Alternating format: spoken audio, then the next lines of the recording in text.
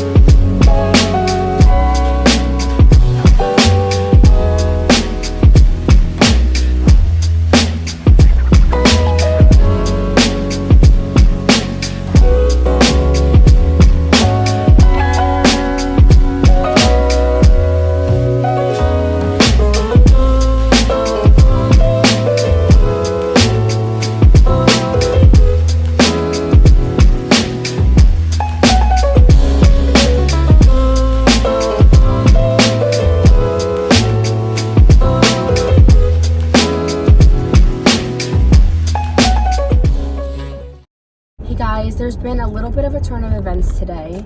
Unfortunately, my fiance went to the hospital because she's just been battling this like horrible cough, and she went to the hospital and they told her she has pneumonia, which is just I'm so like, I know it's okay once you treat it, but I just get so scared because, you know, she's had this before and it's just, we're both asthmatic, and it's so scary because I felt like I could have had it in January of this last year, and it was either like bronchitis or pneumonia or something. It was just awful. I just feel so bad that she's going through this. And we had city plans coming up, but obviously she's not going to be able to go, which is really upsetting. Right now we are grabbing some pizza from Domino's. Well, I am, and then she's getting discharged very shortly, so I'm going to meet her at home. I just got out of work. I really wanted to vlog way more today, but it was just so busy, and then I ended up getting a crazy headache at work. So in the middle of an appointment, I had a very good client of mine, and she was like, oh my God, do you need to eat something? Do you need to go grab something? Like whatever. And she's just so sweet. And I actually had a banana in my bag. She was like, oh my God, go eat the banana. She was like, it's fine. So I was like blowing her out and eating the banana. I should have had someone record it. It was crazy. But I think I only had the 2 clips for you guys for today. I was going to do a whole like little vlog of that, but it's all right. Oh, I just turned down a dead end here. But it's okay. I'm gonna do another day in the life of a hairstylist and makeup artist where I can actually like get ready in the morning and show you guys like my makeup routine. I also want to just do like a winter makeup routine that I was probably gonna do right before I headed into the city. But this vlog it's gonna be technically like a day late, so just wanted to get a vlog up and going. And I mean, this is my everyday life. I mean, it is Vlogmas. I mean, this is what is just going on in my everyday life. So I pick up the pizza, go home, take care of my fiance as best I can. She's getting antibiotics, so she's gonna be good. She just needs to really rest and take care of herself and just let her lungs heal and everything. But later on, I think I either might include in this video what I want for Christmas, what I'm asking for, or gift ideas, or that might be tomorrow's Vlogmas. Obviously, you guys will see later which one I choose to do. I feel so frazzled right now. I just need to go get our food. I'm also just starving. I have to go home and feed our cats anyway, so I'm really glad she's getting discharged right now, because I was gonna have to like go bring her the pizza real quick and then go home, and it was just gonna be a whole thing. Obviously I would have if I had to, but I'm glad that it's working out, and it's just on the universe's timing. Just got the pizza. Look at all these dipping sauces. We are ridiculous. We love our dipping sauces. We got a cheesy bread and just one large plain pie and a Coke. I don't know about you guys, but when I have a headache or a migraine, I'll take an Advil, or I'll try to do it like, I guess you can call it the more natural route, but really, like, if there's a medication that helps you, it's like, don't deprive yourself of it if you really need it. Just don't take it every day, because that's just never recommended with stuff like that. But for some reason, drinking Coke will help my headache. And I remember looking it up on TikTok, because I was just like, why does that help? Like, why does Coca-Cola help you when you have a headache? I hope you guys can see me. I'm trying a little bit of a new angle here. I don't know if it's like the sugar in it that just helps, or if there's some chemical. Because let's be real, obviously there's chemicals and stuff in soda and all kinds of things. So I don't know. I'm also trying to, you guys ever, like, if you have a backup cam in your car, you ever try to not use the backup cam, and you ever think, like, you know, people back in the day, like, they didn't even have the option for a backup cam, and now a lot of cars will, like, newer cars at least will have the backup cam. But you know, like I said, back in the day, no one had the backup cam, and that was it. They just didn't have it, and they had to learn how to drive and back up without it. So I try to do that sometimes. Also, I got my ring resized and I love it. Also, don't look at my nails. If you guys have been watching my Vlogmas videos the last week, my nails were grown out so nice. A beautiful, natural, short almond shape. I just had to shape them like a little nicer and polish them. And then my middle finger on my right hand broke. And then after that, I think one of these broke, and then another one of these broke. So in true Noelle fashion, I bit them all off. And I'm not proud of it, but I just used to be a nail biter my whole life, and I once in a while just am still in that habit. If I have nails and one breaks, it's like something in my mind is like, bite them all off, bite them all off. It's like a word I'm looking for, the phrase. I know you guys can't answer me, but maybe saying this out loud will help. What's it called when you have like a thought like, oh, let me just go hit that person, or like an intrusive thought?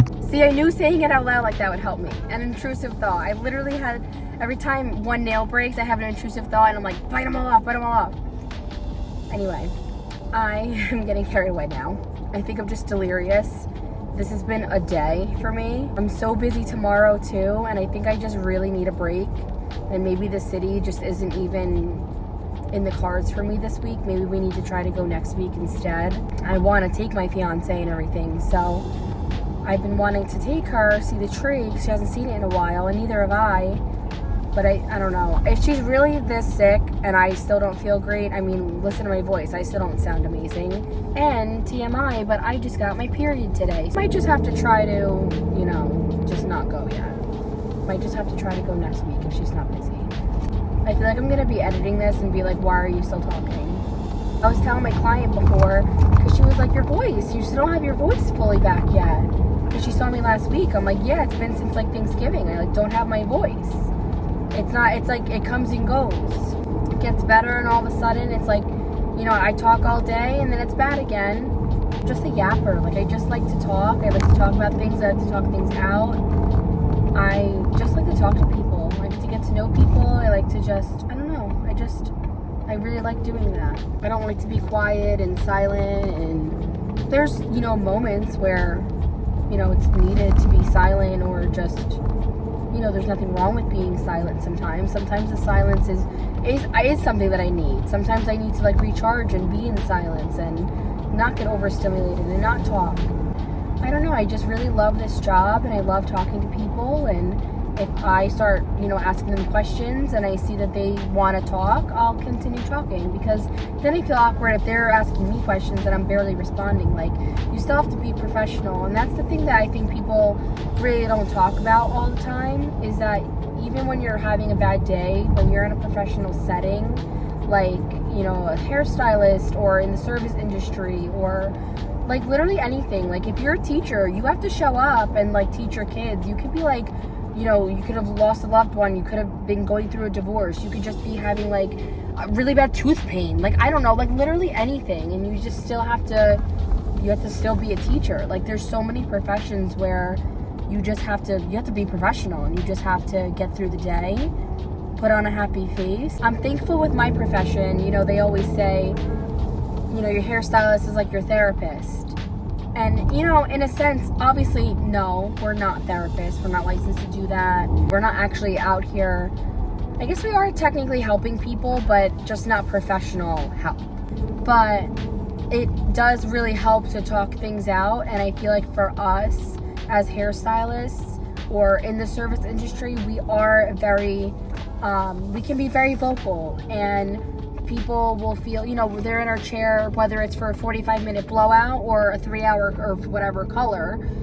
They are in our chair for a little while. We're connecting, we're getting to know each other. And, you know, I know some deep things in people's lives that are happening. There are things that I just know surface level. I mean, I had a client a couple months ago tell me that, you know, she felt like it was too much information, and to tell me that, you know, she was going through testing to make sure she didn't have breast cancer because she had it already. And she was like, obviously, I don't want to go through that. I don't want to put my kids through that. I don't know if I could go through that again. It was really rough. It was just awful on me. And she started to really like trauma dump, and she at the end was like, I'm so sorry, oh my god, I just dumped all my like dirty laundry on you. And I was like, no, I honestly was totally in a space where I could talk to you about it. If I felt like it was a little too much for me, I would have, you know, I don't know, I guess I would have tried to say it in a nice way, or just kind of not engaged as much. People really do vent to us, because sometimes it's different. Just, you know, you tell your family 100 times and you're kind of sick of telling them, and having a bad mental health day, or, you know, you're fighting with your boyfriend and you don't want to tell your mom that you're fighting with your boyfriend for the 5th time, or eventually, you know, every once in a while you're gonna get in a disagreement. You don't always want to tell your family or your friends, because they're gonna be like, oh, if you're always fighting, just leave. Like, but you're not always fighting. But, you know, if you tell them you fight 5 times, they're like, oh my god, you're always fighting. So we're that safe space for them sometimes. At the end of the day, as long as I set boundaries and I'm able to hear them and take it in, and maybe all they needed from me was listening.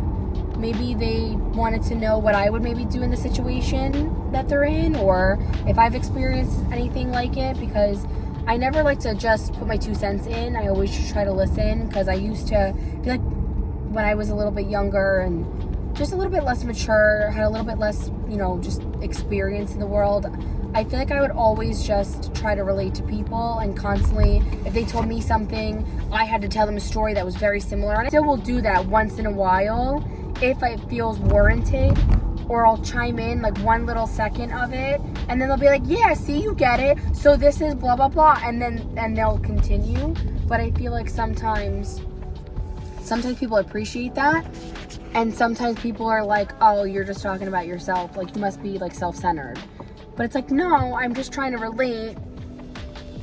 But there is a time and a place to try to relate to someone. Or maybe if they're done talking about something, say, you know, do you mind if I tell you a story of when that happened to me? Or I don't know, maybe that's not the right thing to do either. But I feel like as a society, we just have to give ourselves a little bit more grace, and feeling like, oh, should we do this? Should we do this? I feel like as long as you're trying to respect people's boundaries, I feel like you're a good person, and just understanding that not everybody has the capacity at all times to just hear you trauma dump. And I think that's one of the reasons I really stopped being friends with a certain person years ago, because I just felt like every time they called, it was always just trauma dumping, or, you know, they were just complaining about their job, or complaining about the guy they were talking to, or complaining about whatever, and then they never asked me how I was doing.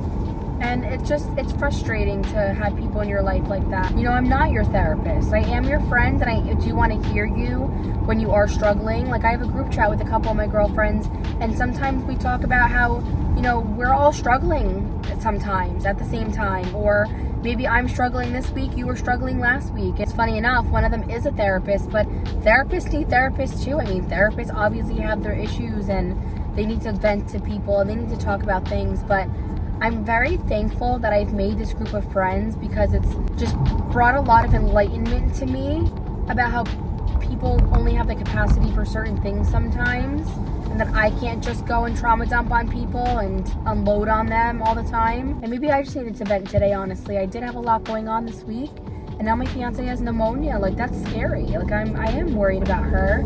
I know she'll be okay with antibiotics.